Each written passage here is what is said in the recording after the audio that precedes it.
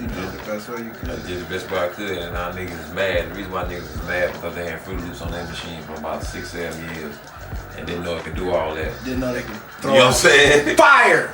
What's up? You got your boy Dyreck, aka Native Shades, reminding you to like and subscribe, because today we're gonna be talking about FL Studios. What had happened was, what would you say if I told you, especially all y'all in FL gang, everybody in FL gang right now, what would you say if I told you the reason you're FL gang is because of none other than Hove himself, Jay-Z? I think you know where we're going with this. So FL Studio came out around 1997, 1998.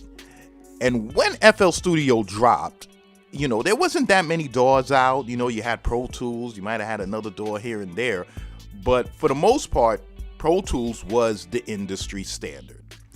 And any other DAW product basically had to live up to that. And FL Studios, they used to give it to you free. Let's say if you brought a sound card for your computer or something like that, you'd get a free copy of FL Studios. And it was looked at as a whack, cheap DAW. Like your boy will come over and he'll be like, yo, man, what's that? And you'll be like, yeah, man, this is a program called Fruity Loops that I got. They said I could make music on this. He would literally take the CD and fling it out the window. And you wouldn't have a problem with it. You would be like, thank you, man. And he'd be like, yeah, I'm doing you a favor. That's how whack FL Studio was back then. And back then, that was like the worst name to call your product. Fruity Loops. You know, like Fruity Pebbles? Fruity Loops. Come on now.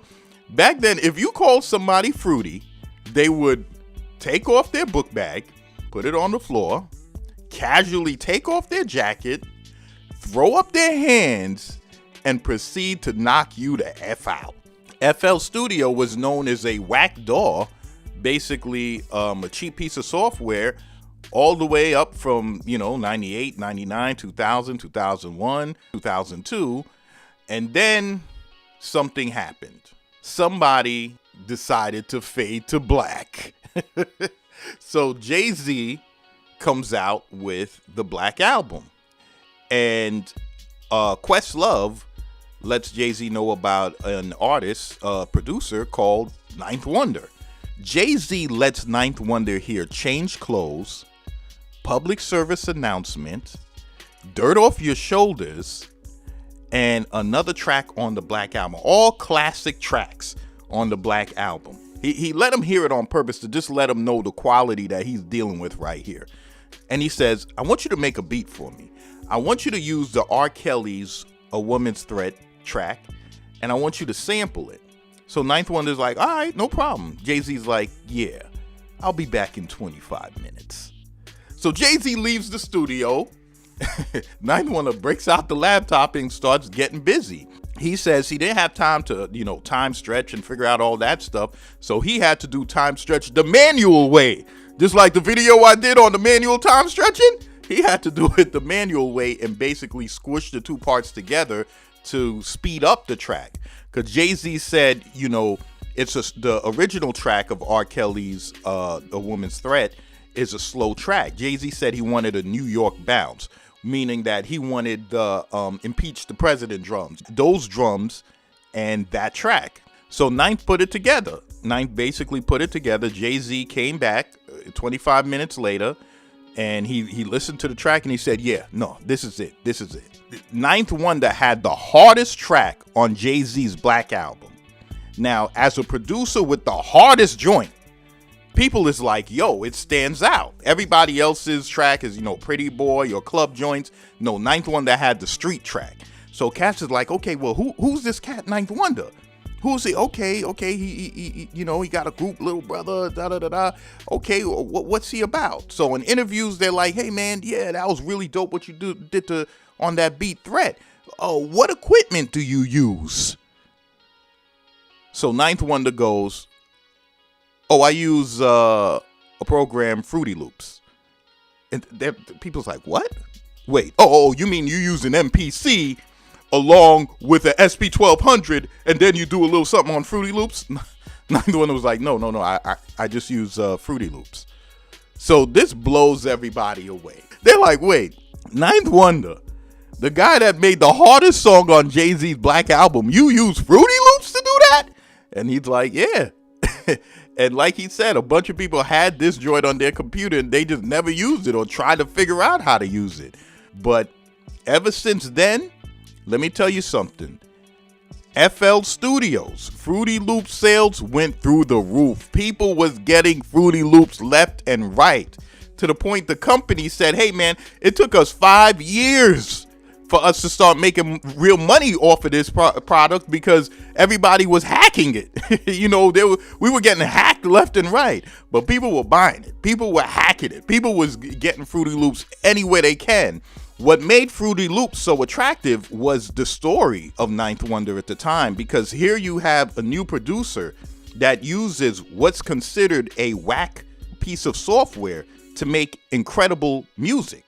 You know what I'm saying? Because back then they used to tie dope music with a dope piece of gear. So he basically killed that whole philosophy and said, no, you can make music with anything.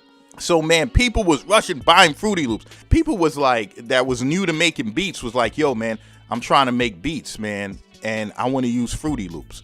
So boom, every new producer started running and getting Fruity Loops.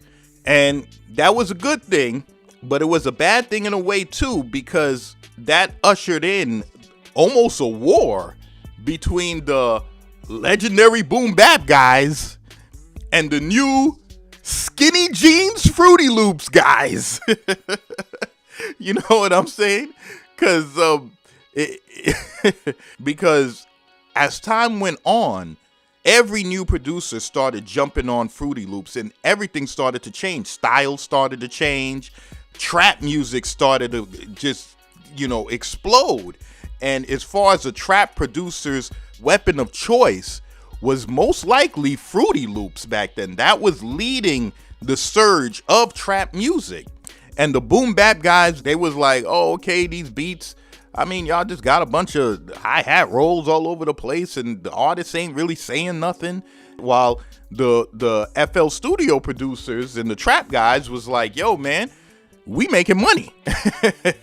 These new FL Studio producers were making money. This was the first time, I think, in the music industry that you didn't have to be in the music industry to make good money with music. They were selling their beats on the internet.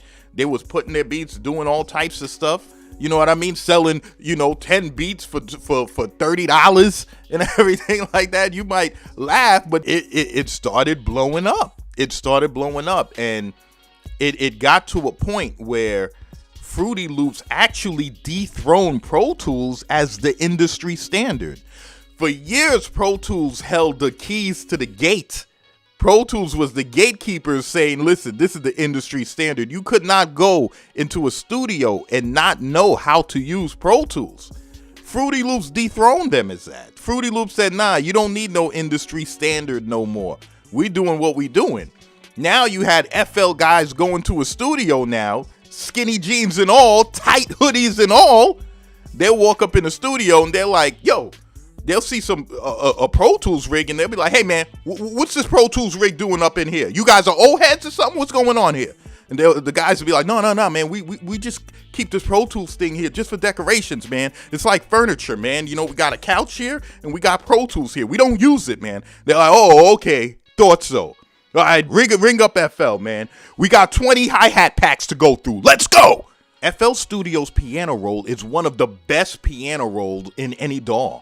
And it's because of how quickly you can just start manipulating it and moving around on that piano roll. Like a lot of DAWs, it's not as tight as FL is. You know what I'm saying? You might go up an octave or something like that and you miss your point. And you're not sure where you are. You're not sure where you are in the piano roll. And FL is so tight and contained that you know exactly where you are at all times on the piano roll. And it has quick editing features that lets you edit everything quickly, like quickly chop. You know what I'm saying? Quickly add a glide to it or something like that. Quickly add an effect to it. It's just really fast. FL Studio Step Sequencer is so dope. I hope you know on the other doors, other doors used to have the workflow as far as using a MIDI controller to punch in your drums. That used to be the basic way you would make your drum loop. You'd run your sequencer and start tapping it in with a MIDI controller. FL Studios, their step sequencer is so tight that you don't need a MIDI controller to make a beat real quick on FL Studios or to get it in. Their step sequencer is so good that that's all you need. A funny thing happened with FL Gang. FL Gang, even in all its glory, trap and all, FL Gang started to grow up. FL Gang started to become the old heads. FL Gang started to hit 30. Now the younger generation looks at FL Gang as like the old heads. So it's kind of like the pendulum done switched. And it's funny in that regard, FL Gang is now starting to kind of flirt around with some of the vintage gear now. They're starting to make some money now. They got good jobs, good careers. And now they're looking back at some of this vintage gear. Let me jump on this ASR 10. My favorite producer, Knots, used it. Let me see what's up with it. You know what I'm saying?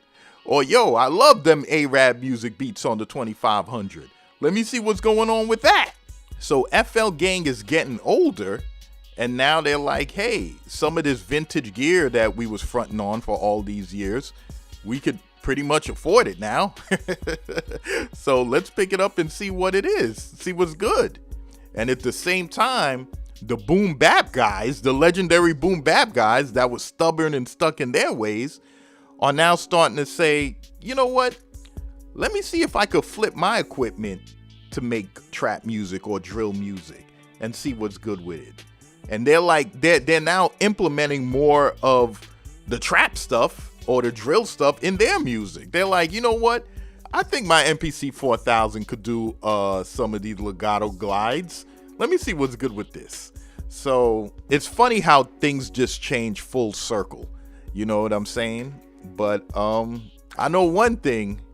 FL Studio owes Ninth Wonder a check. You know what I mean? But that's FL Studios. What had happened was... So this is your boy Dyreck, aka Native Shades, reminding you to go down low in the description and get that MPC1 hidden strategies where I show you the illest hidden strategies on the MPC1. So this is your boy Dyreck, aka Native Shades, reminding you to like and subscribe. And I'm signing off.